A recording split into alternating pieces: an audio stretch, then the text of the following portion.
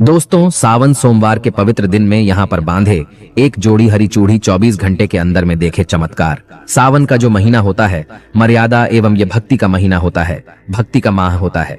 सावन के पूरे महीने पर भगवान भोलेनाथ जी का नियंत्रण माना जाता है। कालों के भी काल कहे जाने वाले महाकाल शिव शंभू को सावन का महीना बहुत ही खूबसूरत लगता है। इस समय सूखे पड़े बंजर सूखे पड़े बाग खिलखिला उठते हैं, चारों ओर हरियाली ही हरियाली दिखाई होती है। दोस्तों, ऐसा माना जाता है कि सावन के पूरे महीने भर भगवान भोलेनाथ जी की पूजा पाठ करने से वो शीघ्र ही प्रसन्न होते हैं। सावन का पूरा महीना भगवान भोलेनाथ का प्रिय महीना है। इसकी अनेक पौराणिक कथाएं एवं धार्मिक मान्यताएं भी हैं। दोस्तों, जनसाधारण लोग किसी और महीने में संयम नियम का पालन करें या न करें, लेकिन सावन के महीने में संयम एवं नियम का पालन जरूर करते हैं। सावन में जो लोग व्रत आदि करते हैं तो उन्हें पूरे महीने भर लहसुन प्याज तथा किसी का झूठा भोजन भी नहीं करना चाहिए, क्योंकि इस समय व्रतधारी भगवान शिव की शरण में होता है। तो आप कोई भी ऐसा पाप ना करें जिससे भगवान शिव क्रोधित हो जाएं। तो आज की जो वीडियो है बहुत ही सुंदर है, ज्ञानवर्धक जानकारी है। इस वीडियो को अपने फायदे के लिए जरूर पूरा देखना है, क्योंकि अधूरा ज्ञान हमेशा अधूरा फल ही देगा और भगवान शिव का अपमान भी माना जाएगा। इसलिए सावन के शुभ अवसर पर वीडियो को अंत तक जरूर देखें और कमेंट में अपनी राशि जरूर डाल दीजिएगा। यदि हमारे पास कोई उपाय होगा तो वह आकर हम आपके कमेंट के रिप्लाई में जरूर बताएंगे। सावन के महीने में ही भगवान भोलेनाथ भूलोक पर आ जाते हैं और भूलोक पर जिनके घर पर यथावश शिवलिंग रखा हुआ होता है तो उनके घर में भगवान आशिंक रूप में जरूर आते हैं। दोस्तों, इस माह में भगवान विष्णु योग निद्रा में चले जाते हैं तो सृष्टि का जो भार होता है वो भगवान भोलेनाथ संभालते हैं। तो आज की जो वीडियो का विषय है बहुत ही सुंदर है कि इस वृक्ष पर बांधे 2 जोड़ा हरी चूड़ी, आपकी हर इच्छा शीघ्र ही पूर्ण होगी। और इस वृक्ष पर सावन में अगर हरी चूड़ी बांधते हैं तो आपकी सभी मनोकामना शीघ्र ही पूर्ण होगी ही होगी और आपका आने वाला समय भी सुगमता पूर्वक से गुजरेगा और कैसी भी आपके जीवन में जो परेशानी चल रही हो वो परेशानी भी समाप्त हो जाएगी। दोस्तों, अगर आप भी भोलेनाथ के सच्चे भक्त हैं तो कमेंट बॉक्स में ओम नमः शिवाय जरूर लिखना, और अगर आप भोलेनाथ से प्यार करते हैं तो एक लाइक जरूर करेंगे। दोस्तों, भगवान भोलेनाथ जी को ये 3 वृक्ष अत्यंत प्रिय है और इस वृक्ष की पूजा करने से शिव पूजा करने का ही फल प्राप्त होता है। दोस्तों, इस वृक्ष के बारे में शास्त्रों में ये भी कहा जाता है कि मनुष्य जाति के जन्म कल्याण के लिए स्वयं भगवान भोलेनाथ एवं माता पार्वती इन वृक्षों के रूप में भूलोक पर अवतरित हुए थे, अर्थात भूलोक पर जन्म लिया था। तो आइए इस वीडियो में जानते हैं सावन में हरी चूड़ी का महत्व। दोस्तों, हरा रंग सौभाग्य एवं उल्लास का प्रतीक माना जाता है जो मन को शीघ्र ही आनंदित करता है। हरा रंग प्रकृति का वो स्वरूप है। हरा रंग प्रकृति का स्वरूप माना जाता है और माता पार्वती भी प्रकृति है एवं भोलेनाथ को पुरुष माना जाता है। दोस्तों, हरे रंग का उदाहरण कुछ इस प्रकार से है जैसे सावन में भगवान शिव जी को चढ़ाए जाने वाले बेलपत्र, धतूरा, भांग एवं दूब हरे रंग की होती है।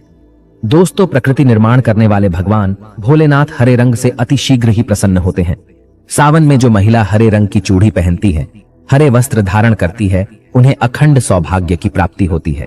दोस्तों, इसलिए कहा जाता है जितनी भी माताएं बहनें हैं उन्हें पूरे सावन के महीने में हरे रंग की चूड़ी जरूर पहननी चाहिए, हरे वस्त्र जरूर धारण करने चाहिए। सावन के महीने में जो माताएं बहनें भगवान भोलेनाथ की पूजा करती हैं, शिव पूजा करती है, ऐसी माता बहनों को हरे रंग के वस्त्र धारण करने चाहिए और भूलकर भी सावन के महीने में नीले और काले वस्त्र किसी भी महिला को कदापि नहीं पहनने चाहिए। ऐसा माना जाता है कि इस रंग के कपड़े पहनने से महिला के पति पर कष्ट आते हैं और उनके पति की आयु कम हो जाती है। तो दोस्तों, इस वृक्ष पर किसी भी सावन सोमवार के दिन या सावन में किसी भी समय जरूर बांधे हरी चूड़ी। दुर्भाग्य आपका सौभाग्य में बदल जाएगा। कैसी भी आपके ऊपर परेशानी हो, गरीबी हो, कष्ट हो, कर्ज हो, तकलीफ हो, जीवन में जो परेशानी हो वो सारी समस्याएं समाप्त हो जाएंगी। दोस्तों, केवल एक ही सोमवार के दिन अगर आप ये उपाय करते हैं, हरी चूड़ी इस वृक्ष पर बांधते हैं, तो आपके जन्म जन्मांतर की गरीबी भी मिट जाती है और शीघ्र ही आपके एक ही सोमवार के दिन ये उपाय करने से मनोकामना पूर्ण होगी। तो दोस्तों, वो वृक्ष कौन से है, आइए जानते हैं। प्रथम वृक्ष है शमी का वृक्ष। शमी के वृक्ष के बारे में ध्यान से सुनिएगा। तो शमी का वृक्ष माता पार्वती का एवं भगवान भोलेनाथ जी का मिश्रित स्वरूप कहा जाता है। इसलिए दोस्तों, शमी के वृक्ष को उमा महेश्वर वृक्ष भी कहा जाता है।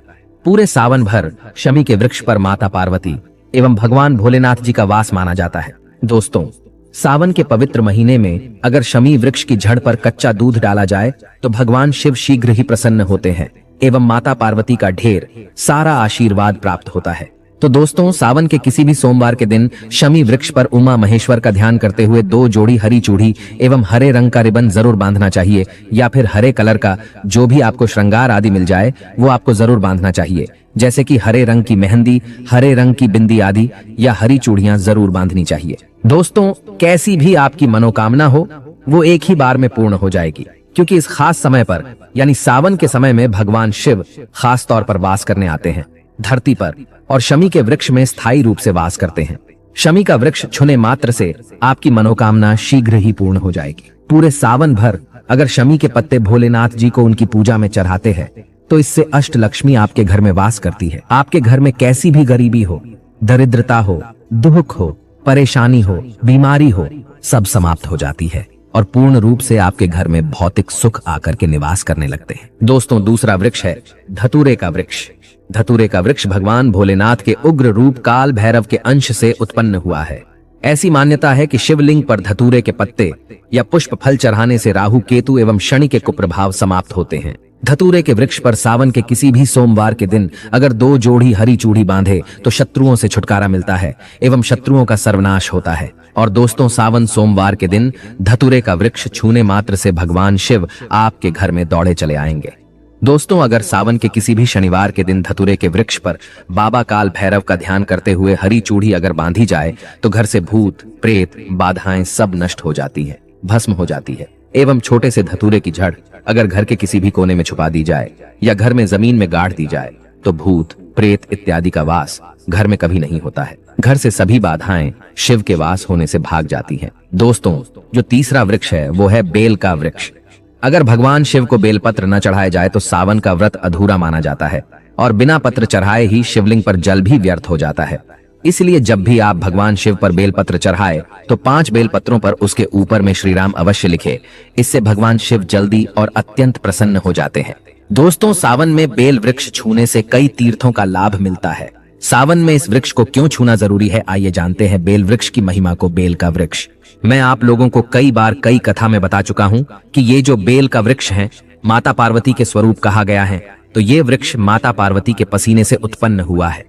स्कंद पुराण में बहुत ही स्पष्ट तरीके से बताया गया है। इसके पत्ते में शिव और डाली में पार्वती, जड़ में ब्रह्मा एवं तन में विष्णु जी स्वयं रहते हैं।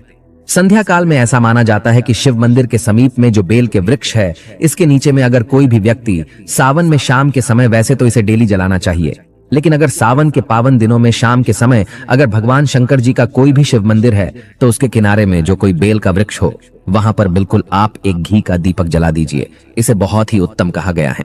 वैसे अगर आप घी का दीपक जलाते हैं तो आपको धन, गुण एवं परम शिव भक्त की प्राप्ति होती है। दोस्तों, इस वृक्ष को छूने से पाप तत्काल नष्ट हो जाते हैं। कैसा भी आपके जीवन में पाप हो दूर हो जाता है। तो आपको करना क्या है, देखिए, जो बेल का वृक्ष है इसे बहुत ही उत्तम कहा गया है। माता लक्ष्मी को भी बेल के वृक्ष का अवतार लेना पड़ा था। बेल के वृक्ष की जो जड़ होती है, इसके जो मूल भाग होते हैं, इसमें समस्त तीर्थ आकर के निवास करते हैं। इसीलिए सावन के महीने में कहा जाता है जो लोग अगर तीर्थ धाम नहीं जा सकते, तीर्थों के दर्शन नहीं कर पाते, तो ऐसे व्यक्ति बेल वृक्ष के नीचे में 1 महीने तक घी का दीपक जला लेते हैं तो संपूर्ण जितने भी तीर्थ होते हैं इसके घूमने का बराबर पुण्य की प्राप्ति होती है। दोस्तों, अब करना क्या है, सावन के शुभ मंगल दिनों में इस वृक्ष को छूना है। माता पार्वती से प्रार्थना लगानी है कि हे माता पार्वती, आप ही शक्ति स्वरूपा है, लक्ष्मी है, धन की देवी है, आप ही संसार को चलाने वाली देवी है। इस प्रकार से प्रार्थना करते हुए इस वृक्ष को छूना है और बोलना है, मेरी गरीबी मिटाए माता, मेरी निर्धनता को मिटाए, मेरे जीवन में चल रही परेशानियां, सारी परेशानियों को दूर करें। इस प्रकार प्रार्थना करते हुए आपको एक कपूर और एक लौंग को भी जला देना है और एक काम जरूर करना है। जलाने के बाद इस वृक्ष को आपको बोलना है कि मैं भोग स्वरूप आपको धतूरे के पत्ते एवं धतूरे के फल समर्पित कर रहा हूं, आप स्वीकार करें। दोस्तों, इस वृक्ष की जड़ के नीचे में भी आपको धतूरे के फल एवं पुष्प को, पुष्प हैं तो पुष्प भी रख सकते हैं, फिर पत्ते रख दीजिए और अब वृक्ष आपको छूना है, प्रार्थना करते हुए कि हमारी गरीबी मिटाए, हमारी निर्धनता मिटाए, बिल्कुल ही आपके जीवन में कभी गरीबी नहीं आएगी। और एक प्रार्थना जरूर करना है, किसी की हाय लग गई हो, बददुआ लग गई हो, किसी का दोष लगा हो जिसके कारण हमारी आध्यात्मिक उन्नति नहीं हो पा रही हो, तो आप जो है हाय, बददुआ एवं किसी का दोष लगा हो उसे तुरंत दूर करें। शनि, राहु, केतु का अगर दुष्ट प्रभाव लग रहा हो, नवग्रहों में से कोई नवग्रह हमें पीड़ित कर रहा हो, या फिर किसी भी हमारे पूर्वजों द्वारा किसी भी प्रकार का हमें पितृ दोष लगा हो, क्योंकि पितृ दोष लगने के कारण व्यक्ति की आत्मिक उन्नति भी नहीं हो पाती। तो आप बोलना कि समस्त प्रकार के दोषों को आप दूर करें, अपने अंदर में खींच लीजिए और आप हमें दोष मुक्त कर दीजिए। तो इस प्रकार से आपको ये प्रार्थना करनी है।